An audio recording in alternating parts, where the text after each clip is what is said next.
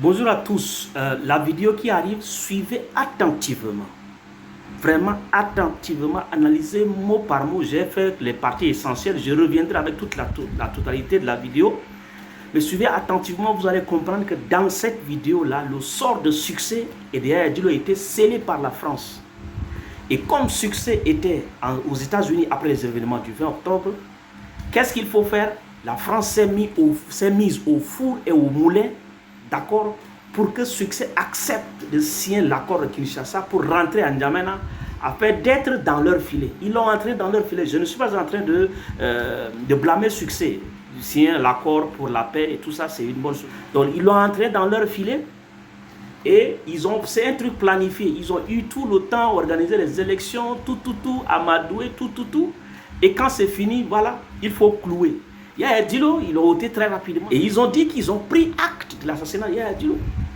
D'accord? Parce que Kaka, c'est un allié stratégique de la France qui est en danger par les puissances qu'ils ont citées nommément. Les États-Unis, la Russie, la Chine, c'est juste bouc émissaire. Chacun, suivez attentivement et vous allez comprendre vous-même. Donc Kaka, c'est un allié stratégique. Et donc, comme ils ont coupé pour tromper, pour que Kaka n'engaisse, tout ça, ça n'a pas marché. Aujourd'hui, tout ce qu'ils font là, on revient, on ne revient pas, tout ça. Ça, c'est des mises en scène. Kaka, c'est l'allié stratégique de la France qui est mis en danger par les États-Unis, par la Russie.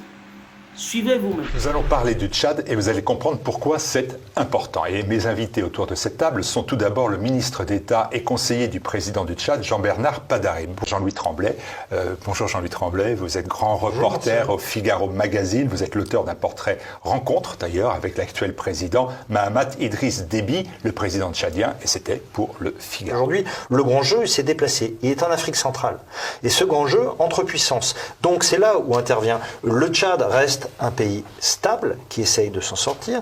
La France, je pense, l'a compris, mais autour, il y a des intérêts extérieurs, et c'est là où justement il faut éviter que le Tchad bascule dans cette spirale infernale qui a mené le Mali ou le Burkina dans le camp de la Russie, mais ça peut aussi être dans le camp des États-Unis. Les États-Unis ne sont pas absents aujourd'hui. Ils voient que la Russie et la Chine sont présents en Afrique, ils veulent revenir. Et attention. Tremblay, je parle au journaliste, il y a eu insurrection, comme le dit le ministre. Complot. Qui tire les ficelles du drame?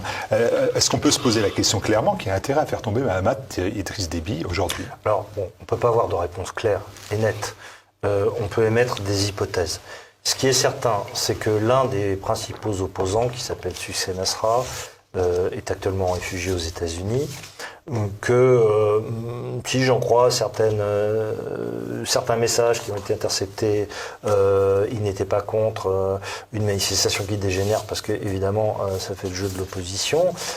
Après, savoir qui tire les ficelles, c'est autre chose. Ce que je peux simplement dire, c'est que vous le voyez très bien au Burkina Faso comme au Mali, le retrait de la France, ça aboutit à l'intervention d'un rival ou d'un concurrent. Je pense que la France est particulièrement bien placée pour des raisons historiques, pour des raisons linguistiques, en tout état de cause, ou pour des raisons, comme vous l'avez dit, les échanges qui se passent entre nos pays.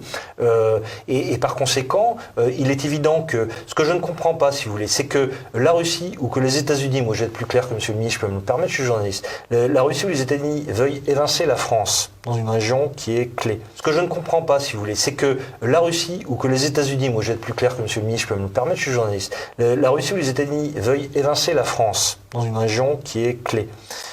C'est une chose, cette bonne guerre. Ce que je ne comprends pas, c'est que dans notre propre pays, la France, il y ait des gens qui militent pour cela, pour préférer des Chinois ou la Russie à la France. Et c'est incroyable. Et c'est notamment le cas de la NUPES, pour ne pas la citer, et de ces réseaux sociaux très actifs qui prennent fait et cause pour l'opposition tchadienne sans savoir ce qui se passe. Jean-Louis Tremblay, vous connaissez le Tchad, vous y êtes allé, vous connaissez bien la situation. Est-ce qu'on peut craindre un scénario du type Mali ou Burkina Faso où les nouveaux gouvernements issus de coups d'État d'ailleurs sont ouvertement anti-français? Est-ce que la France elle est finalement vouée à quitter aussi le Tchad et puis définitivement le Sahel?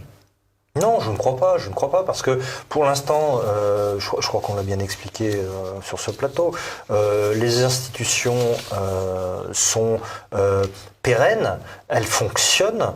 Ce qui est à craindre, effectivement, et c'est jamais à exclure, c'est, et vous l'avez bien dit, le putsch en question. Il n'y a pas eu de putsch à la mort Idriss Déby père, mais il y a eu putsch au Mali, au Burkina Faso. Et dans les deux cas, ces putschs ont été suivis immédiatement d'un retrait français, d'actes anti-français, je le rappelle, d'attaques de l'Alliance française ou de l'ambassade, de drapeaux russes dans la rue, etc. Et du groupe Wagner, le groupe Wagner étant cette société militaire privée russe, qui a occupé immédiatement les casernements français qui étaient encore chauds. Voilà, c'est ce qu'il faut voir. Alors je ne crois pas que le Tchad en est là, mais il faut aussi que le Tchad ait un soutien de l'extérieur, c'est-à-dire que il est très difficile pour un pays qui est l'un des plus pauvres du monde, rappelons-le, en termes de PIB, PNB, de tenir seul face à un environnement complètement hostile. Et c'est pour ça que, en ce sens, je crois que le président de la République a bien fait de donner ce signal en assistant aux obsèques d'Idriss Déby. Jean-Louis Tremblay, à bientôt. Je vous demande, et j'invite nos téléspectateurs à se référer aux articles que vous avez écrits dans le Figaro Magazine et qu'on peut trouver maintenant aussi sur le site du Figaro, dont le dernier qui date de 1 ou 2 mois. Des manifestations dont vous parliez tout à l'heure. Voilà, un Tchad, Mahamat Idriss Déby, un allié de la France en ligne de mire. Merci Jean-Louis Tremblay, merci monsieur. Merci.